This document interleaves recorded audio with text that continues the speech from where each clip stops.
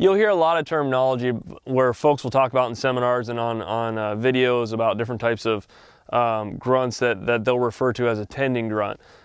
In my opinion, from what I've seen, there's really not much difference between what I would call a tending grunt and a breeding grunt. And you don't hear a whole lot about a breeding grunt, but a tending grunt is typically a grunt that a younger buck will make as he's trailing a doe. A breeding grunt is a long, drawn out, very deep grunt, and it's usually made by more mature deer. In my personal opinion, I think they're both one and the same. You're just looking at two different levels of age maturity, and that's why you hear a little bit of a difference in sound. But generally, a real deep, a 5-6-year-old buck is going to make that grunt, and it's going to sound out. It's going to be long and drawn out, and it can last up to 7-8 seconds. And it's going to sound a lot like this.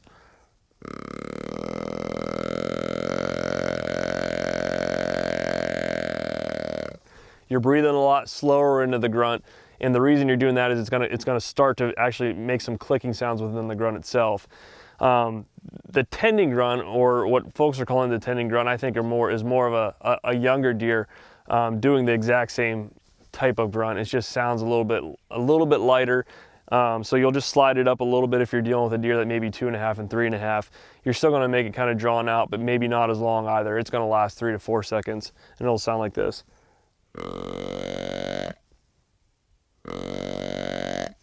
You can tell the difference. Again, a long breeding grunt from a mature deer.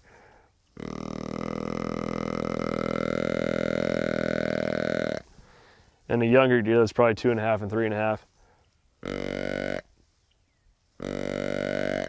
Very, very subtle differences, but the tone is what really clarifies the difference in age structure. The difference in when I would use one call over the other call when it comes to what folks call a tending grunt and what I call a breeding grunt is whenever I'm dealing with deer that I know are of age structure 5.5, 6.5 years old. It seems like the younger deer that are 2.5 and 3.5 don't tend to come to those grunt calls as much. Maybe it's because they haven't yet learned what that vocalization means, especially if you're hunting in some portions of the Midwest or out east where you don't have deer of that age class structure, or deer that have the real deep tones to their grunts. So if you are hunting in an area where you have deer that are mainly 2.5, 3.5, maybe even 1.5, you're going to want to tend to use that what they call a tending grunt, or what we've just described as a tending grunt. And if you're hunting here in the Midwest, in Iowa, Kansas, Wisconsin, Minnesota, and you're hunting deer that you know are around that are 5.5, 6.5 years old, that's when you're really going to want to focus on using that real deep breeding grunt. That deep breeding grunt I'll use at 2 different times. One, I'll do it in essentially what folks will refer to as a blind calling sequence. I may do a long drawn out doe call and then do a long drawn out breeding call. Just when we're sitting around, we don't have much action going on because you never know when there's a deer in the next draw. The other instance where I'll use a real deep call is whenever I watch a buck following a doe. I have pulled 5.5-year-old bucks off of does using that long drawn out call, but for the most part you've got to convince them that you've got a hot doe and estrus with you. So you're going to want to make a combination of that estrus doe bleat and those long deep drawn out grunts in order to get them to actually respond to you and come and leave her and come directly to your tree. It's rare, but you can pull it off.